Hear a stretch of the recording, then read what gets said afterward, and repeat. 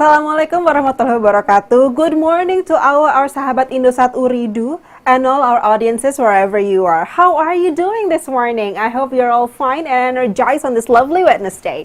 So before we begin, leave down a comment down below of where you're watching from because I'd like to see where most of our audience are.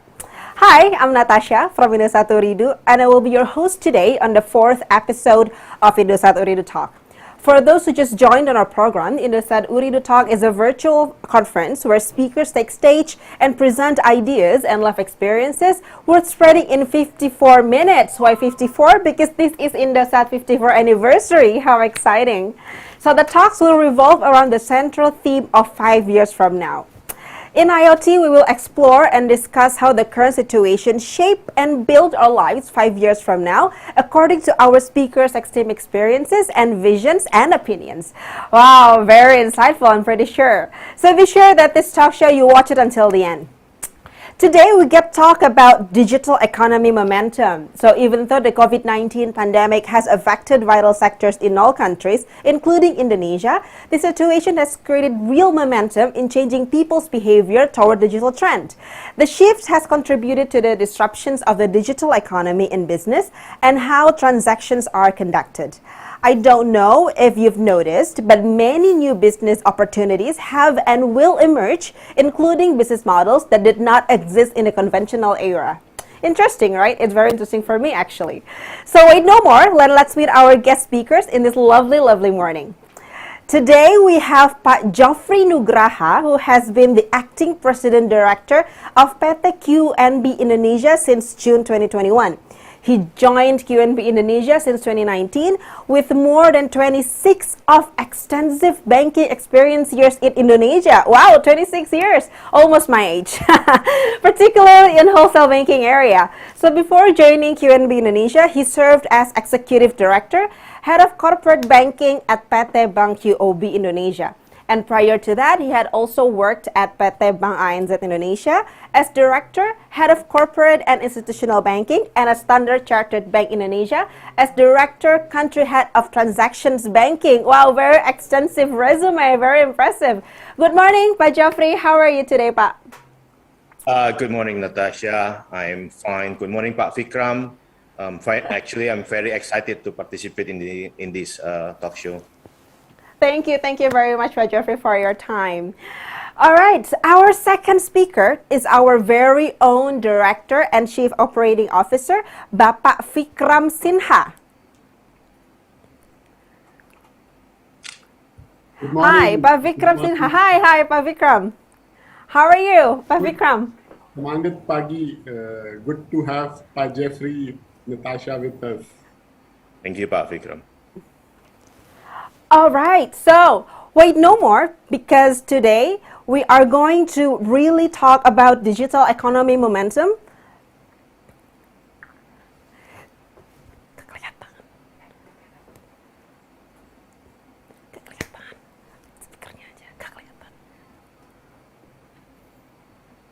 Hello?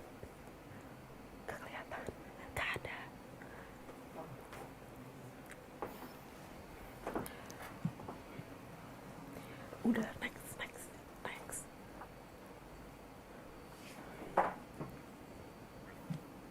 Well, all right. Sorry for the technical inconvenience.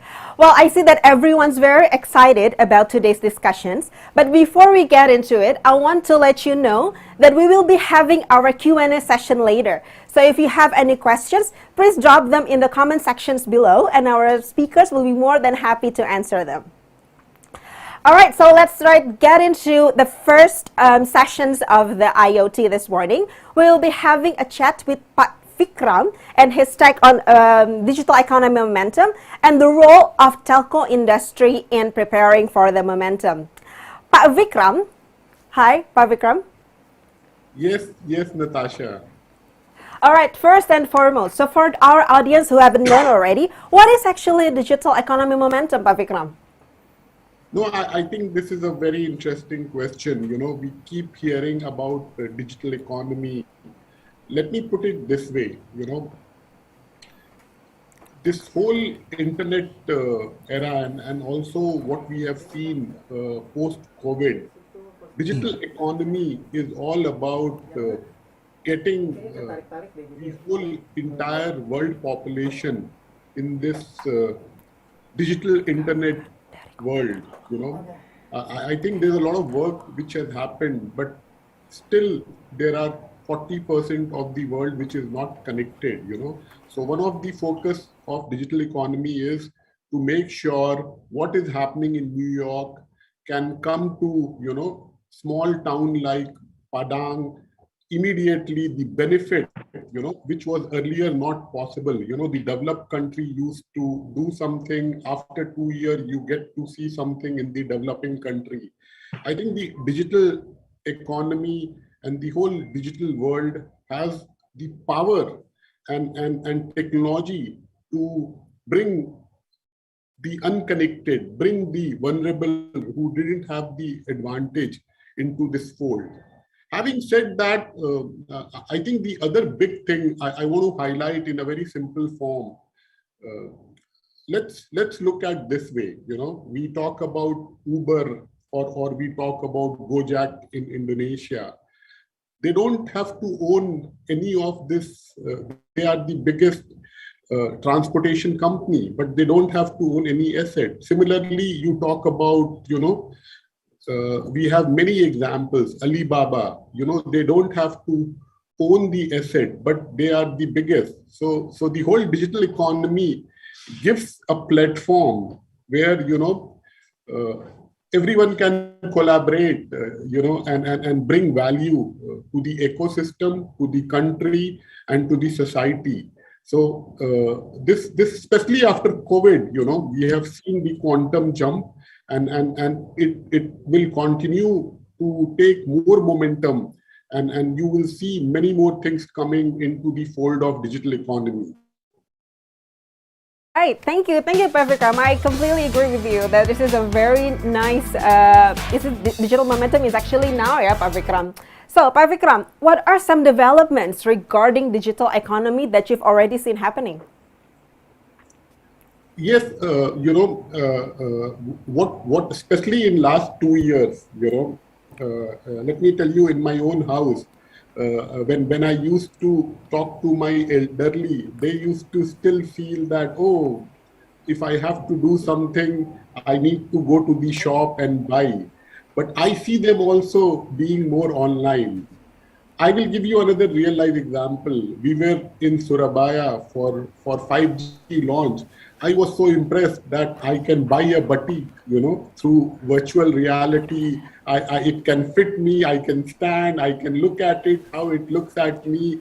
This is all happening now, and there are many more use case, there are many more things, and this is all enabled by technology. But I think the big picture is, the ability of all of us getting together and solve real challenges which our people are facing, and how, we can create the whole collaboration and ecosystem to support it. There are many things happening, Natasha. I was in San Francisco 10 days back. The kind of work which is happening, the era of 5G will be very exciting. Yeah, I'm pretty sure it's a very exciting momentum right now in digital. So a lot of things has happened actually, yeah, Pak Vikram. And where do you think Indonesia is right now in the digital economy momentum, Pak Vikram? This is again a very important and good question. I think under the leadership of our President Pak Jokowi, Indonesia has come up with a very clear roadmap of what they call it as their Indonesia digital vision. And there are a lot of policy intervention which has been done, to enable it.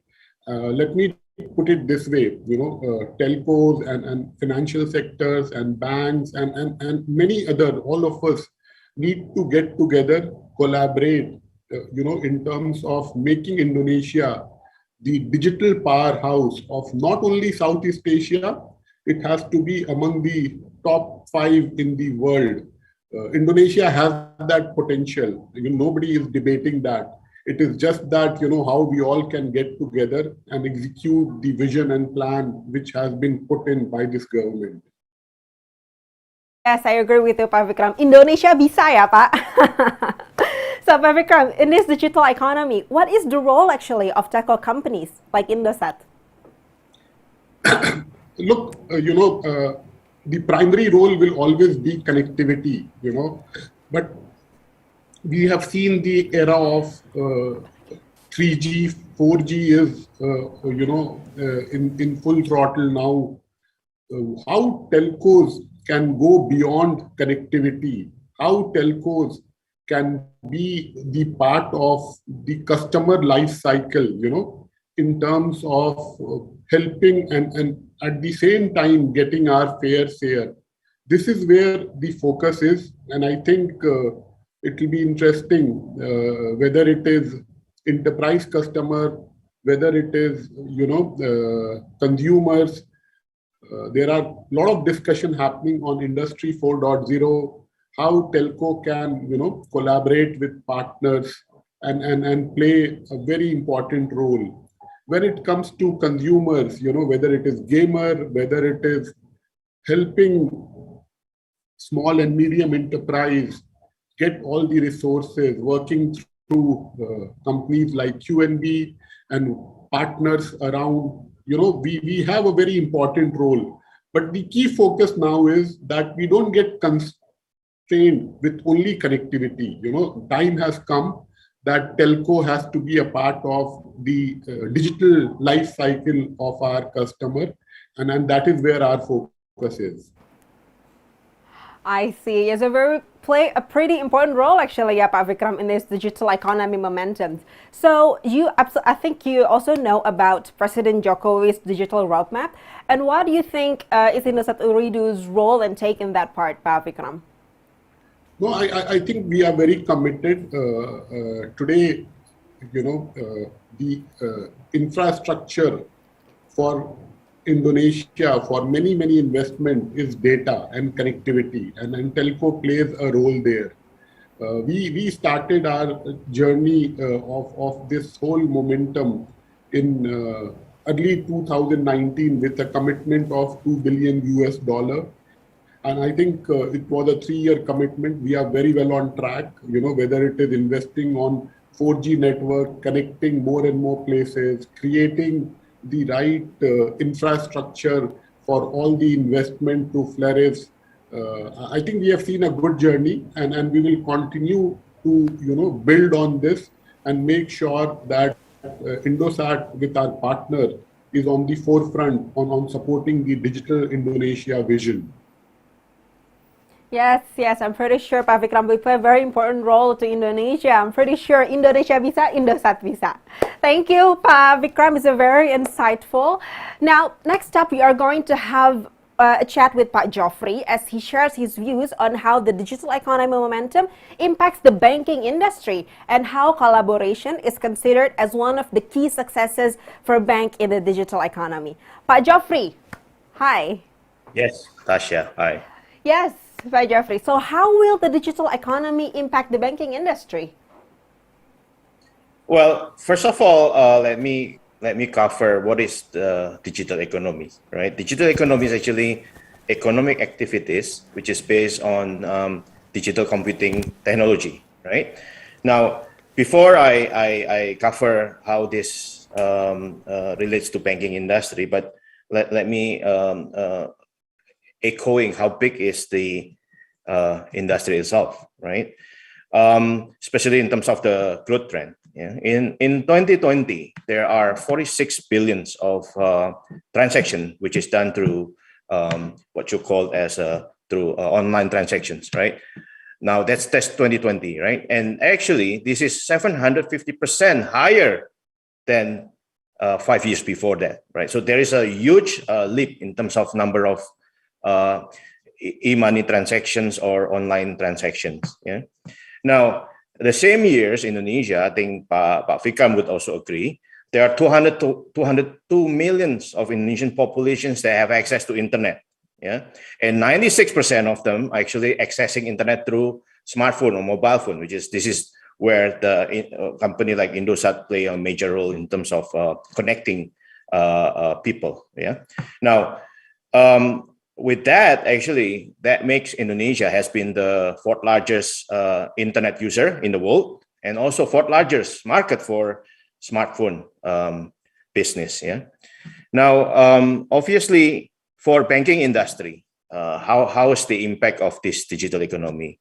The digital economy obviously expose us to challenges as well as opportunity. Yeah. What is the challenges? Now, number one, as a banking, our main proposition is actually providing financial convenience transactions to our clients. Right now, this somehow has changed more rapidly than ever before. So understanding the changes, understanding and adapting to the changes is actually key for banking industry. I'll give you an example. Not long ago, before the COVID, right? One of the main convenience for our customer is that when they come to our branch, they don't have long queue in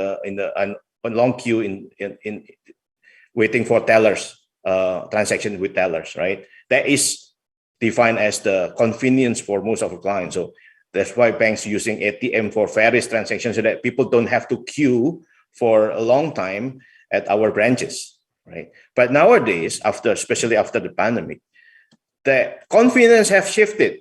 The convenience now is defined as I can do all transactions online, including my transactions, my payment, my banking account checking, as well as other financial activities, for example, like investment, including getting loans. All has to be done from where you are without having to visit any bank or branches of banks. Yeah. So there is the first challenges. Yeah. The second challenge is, of course, we as a bank has to continue to build a unified platform, a platform which can gather all of the data, centralize of the data, and able to connect with multi-systems. Because the system keep changing, and therefore our platform has to be able to adapt to changes in the any system. Yeah. And also, of course, there's a certain degree of automations that we need to adopt also to support these transactions. Yeah. Now, the other challenge is, of course, the security of the IT as well as the IT infrastructure. That is key for us because with the more transactions happening through our system, obviously the security part of the information technology is very important. Now, all of this requiring a lot of resources and investment for banks. Yeah. Now, what is the opportunity for banks? Now, foreign banks like us, which has a limited branches, right? We have a limited, in the past, we have a very limited scope of regions that we can tap. Now, with the digital economy, actually we have opportunity to tap broader client base. Okay. And secondly, of course, transactions operation in terms of our back office will be faster, secure because everything is online, is already in the standard form, so we can handle a lot more transactions than ever before. Now, the third one is also important. It's actually better data gathering. With the digital economy, one of the things that we can gather the most is actually a lot of more data, right? And why is it important? Because we can use the data to forecast volume. We forecast what is the next trend that we need to be aware of. But for most importantly, actually, it can help us to improve our solutions and services to our customer. So yeah, I think that's my response to my long questions to your short questions, Natasha. Thank you, Pa Jeffrey. So I'm pretty sure digital economy momentum has its own challenges for banks, but absolutely have a lot of opportunities as well, yeah, Pa Jeffrey. So very, very good. Yes, yes. But how could banks like QNB see the opportunity in collaboration, Pa Jeffrey? Okay, nowadays with regards to collaborations, right, with the rapid changes in everything, in technology, in the way we do business, there's a lot of changes now. Even in the past 2 years, in the case of Indonesia, right now, including industry, which like us, banking, which is technically in the past is very rare that banks is actually collaborate with other industry. Nowadays, that requirement is more than ever. We need to collaborate. Similar, I think the collaborations in many cases happening in actually consumer industry. There is a lot of collaboration in branding, right? You buy shoes, but with two brands, right? For example, Nike with Christian Dior. It's like two different markets, but they are collaboration. They have a collaborations to offer shoes, which is representing both of the brands, right? Now, this is not just brand, but for us, actually, really partnership with different industry is very, very, very important. Now, as part of QNB International Network, we are committed to continuously improve and upgrade our services, right? And definitely collaboration with the company, telco company like Indosat is very key in this case. Yeah. Okay, very, very nice, Pak Joffrey. I'm totally agree with you on this. But how could bank collaborate with telco companies like Indosat and take momentum in this digital economy? Okay, as mentioned by Pak Vikram earlier, right? Indosat, one of the key role for Indosat in Indonesia economy or even in the digital economy is actually connectivity, right? Data and connectivity. Now, this is to us is very important because why? Because 96% of Indonesian populations are accessing their internet, which is one of the key part of the digital economy, through smartphone, right? This is where telco operator like Indosat, which is one of the largest telco operator, is very key, right? So obviously for banks, I mean, we need to have collaborations like I mentioned earlier. If we ask collaborate with Indosat, suddenly we have opportunity to tap broader clients. I mean, not to mention Indosat has a 60 million over subscriber, right? And definitely there's a huge pool of client opportunity for us to tap. Yeah, and actually for us, what's important. This is also in line. I think Pak Vikram also briefly mentions one of the key issue in Indonesia economy is actually what you call as underbanked or unbanked populations, right? Which is represented about 66 to 63% of the populations has no access to financial services or full access to financial services. Now, including this is actually micro, small, medium enterprise, which a lot of times when they also requiring more of financial support, financial services support to grow. Yeah. So this is where how collaboration with telco for banks like us can reach out this client, this what so-called as underbanked or unbanked populations. I see, Pak Joffrey. So really empowering the society, Pak Joffrey. So what can we expect from the collaborations between QNB Indonesia and Indosat Ooredoo? Oh, okay. Well, Pak Vikram, I don't want to break the surprises for next month, but actually, QNB Indonesia and Indosat Ooredoo are actually working together to launch a new product, which is in the category of digital lending. Yeah, and this product is offered to Indosat subscriber. Yeah, and basically the digital lending is not only providing the loans but also flexibility in terms of payment. Now for us, we also try to combine this with our e-money platform, so that if we put this together, this actually designed to tap into what so-called as micro, small, medium enterprise, and also to go together with underbanked or unbanked populations, because basically with this, we can help actually the government program with regards to financial inclusions, against to address the imbalances in economic growth, especially to those unbanked populations. Thank you, Pa Jeffrey. Wow, very interesting. I'm very intrigued that you also announced that there will be a collaborations, and we're really looking forward to it. Thank you, Pa Jeffrey, for your sessions. you. So to continue on the excitement, we will now head over the Q&A sessions of today's Indosat Ooredoo Talk. I have scrolled through the comment sections and found one special question that I'm sure two gentlemen will be interested to answer.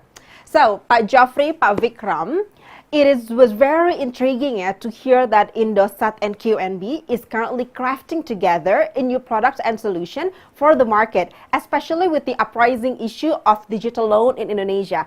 How will this upcoming product overcome it? Can you elaborate more on these collaborations? Pak Vikram, any view on this, Pak? I just want to build on what Pa Jeffrey said. We have been working for more than a year on coming up with something which is in line with the government plan on supporting, small and medium enterprise. I think our core value, both QNB and Ooredoo, one thing which is at the core of our heart is that when it comes to digital economy, we don't want any digital divide, and this product will, especially during the time of COVID, for the country to do well, small and medium enterprise need to be supported, and they contribute to 60% of the Indonesia GDP. So watch out for the launch for next month. What I can assure you is this will be something very good for especially people having the full or maximum access to some of these lendings, and how we can use analytics, data, Indosat reach, QNB strength around financial services. We want to bring all these benefits to our customer with special focus on small and medium enterprise. Maybe Pa Jeffrey, you can add to that more. Yes. Really, I'm very excited. Actually, Pak Vikram, you explained everything already. But anyway, I just want to dramatize this a bit.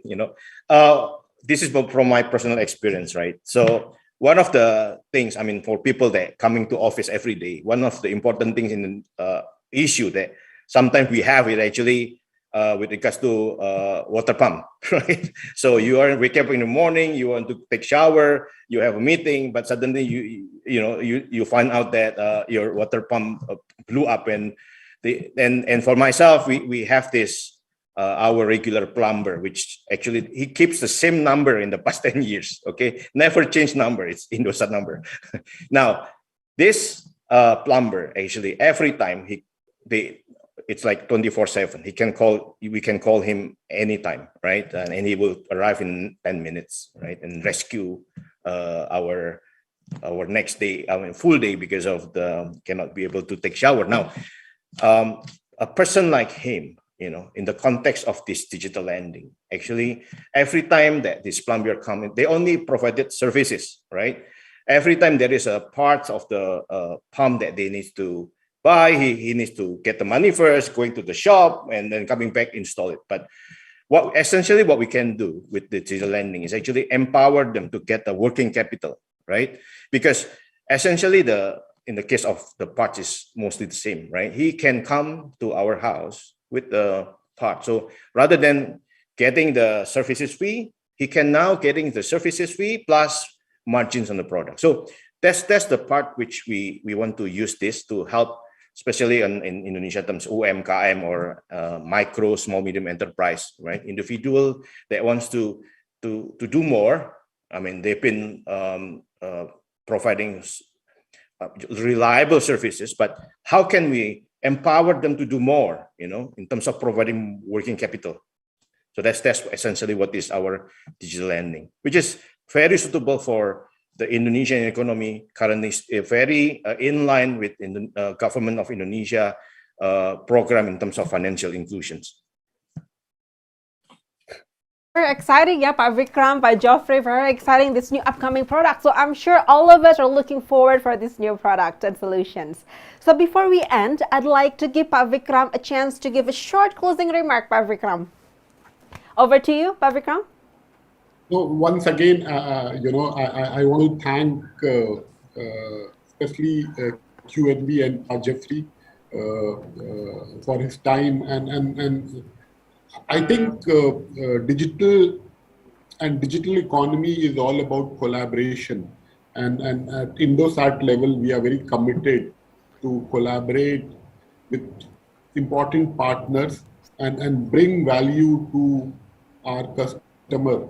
And then especially we are very committed that Indosat will play a very important role on supporting Indonesia digital vision. And there is no debate about Indonesia being the powerhouse in ASEAN region. We want to elevate it and see how we can play a role and how we can collaborate with partners like QNB to put Indonesia on the global map among top 3, top 5. This is the objective which we have taken, and then I think it will be an exciting journey. Thank you, Pak Vikram, for your remark. Now to Pak Joffrey, I'd like to also give you a chance for your closing remark, Pak Joffrey. Please, the screen is yours.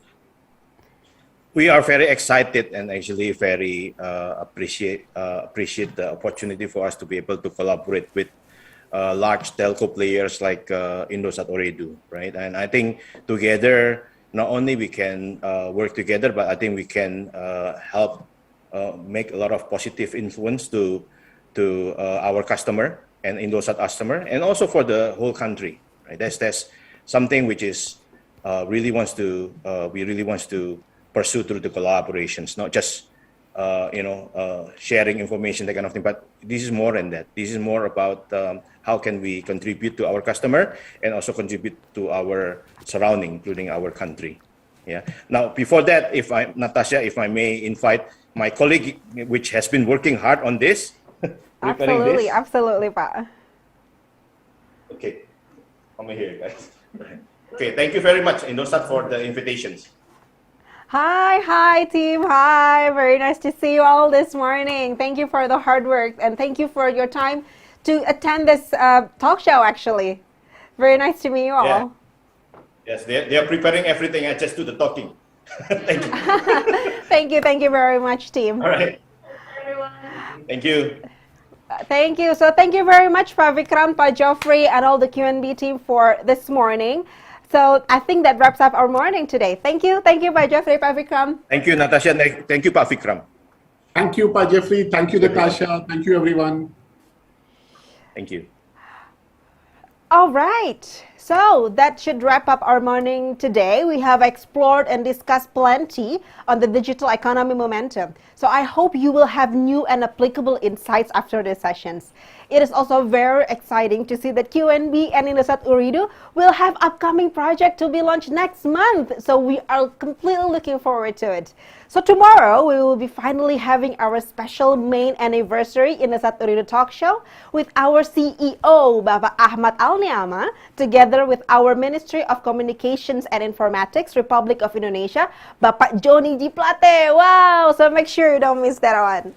Other than that, we will also be having our anniversary celebrations Gempita 54 Bangkit Bersama Indonesia next Monday, November 22nd from 3 to 5:30 p.m. This is an event to thank those who have been loyal to a company and entrust telecommunication services only to Indosat Ooredoo. There will be many exciting performances by Padi Reborn, Indra Lesmana, along with others that you should look forward to. So put in your calendars and don't miss that out also. Once again, thank you so much, Pak Joffrey, Pak Vikram, for this morning sessions, and thank you to our viewers. Very insightful talk. So that's it for today. It has been a very pleasure for me to host you in this Indosat Ooredoo Talk. See you tomorrow. Wassalamualaikum warahmatullahi wabarakatuh.